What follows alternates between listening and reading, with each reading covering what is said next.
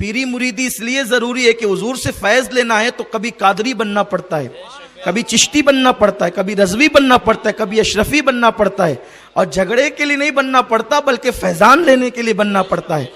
لیکن قادری کون بنے گا؟ جو غوث پاک سے ہوتا ہوا مدینہ منورہ سے کانٹیکٹ رکھتا ہے۔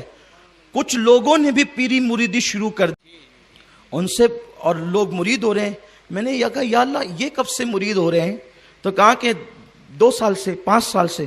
کہا کہ مریدی کا سلسلہ تو 1450 سال سے چلا رہا ہے، یہ 2 سال میں کون سی نالی تیار ہو گئی؟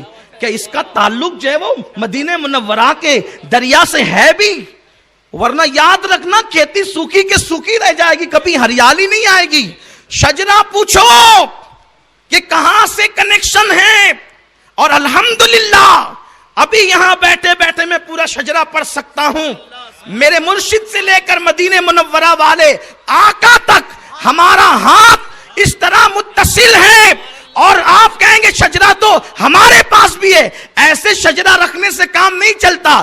جو میرا عقیدہ وہی میرے پیر کا، اس کے پیر کا بھی وہی عقیدہ، اس کے پیر کا بھی وہی عقیدہ، اس کے پیر کا بھی وہی عقیدہ، اس کے پیر کا بھی وہی عقیدہ، اس کے پیر کا بھی وہی عقیدہ۔ یہ عقیدے میں جب برابر جو ہے مساویت ہوتی ہے اور یگانیت ہوتی ہے تو شجرہ ملا ہوتا ہے، ورنہ پیر کا عقیدہ الگ، مرید کا عقیدہ الگ، تو پھر کنیکشن کہاں رہا؟ وہ تو کٹ گیا۔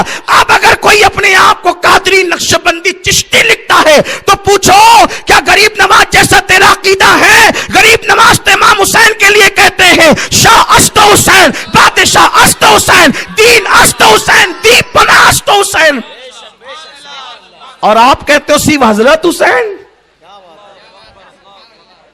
تو مطلب آپ کا رشتہ ملا نہیں ہے، بات ہنسنے کی نہیں ہے۔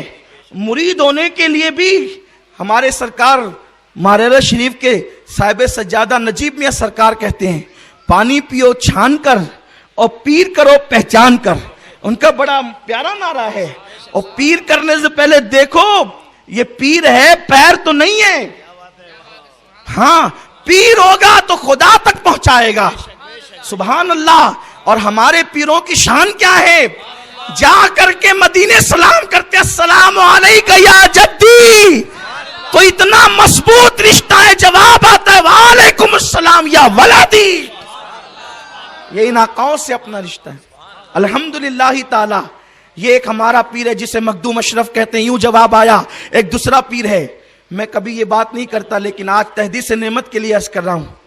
مجھے بے فضل ہی تعالی 14 سلسلوں کی خلافت ہے، لیکن جب بھی کسی نے خلافت دی تو میں نے کبھی اس کا ذکر نہیں کیا۔ کیوں نہیں کیا اس کا ذکر؟ اس لیے نہیں کیا کہ یہ چیزیں چھپانے کی ہوتی ہے، چھپانے کی نہیں ہوتی۔ ہاں تو لیکن رفاعی سلسلے کا بھی میں خلیفہ ہوں، اور اشرفی سلسلے کا بھی خلیفہ، اس لیے میں اشرفی بھی ہوں، رضوی بھی ہوں، چشتی بھی ہوں۔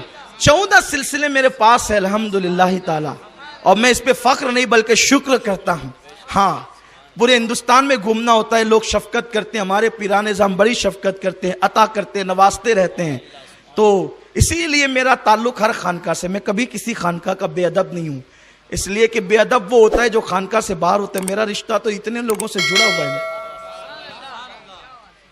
تو ایک تو مخدوم اشرف ہمارا پیر، سلام کیا السلام علیکہ یا جدی، جواب وعلیکم السلام یا ول۔ اور ہمارا دوسرا پیر رفاعی سید احمد کبیر رفاعی، سید احمد کبیر رفاعی۔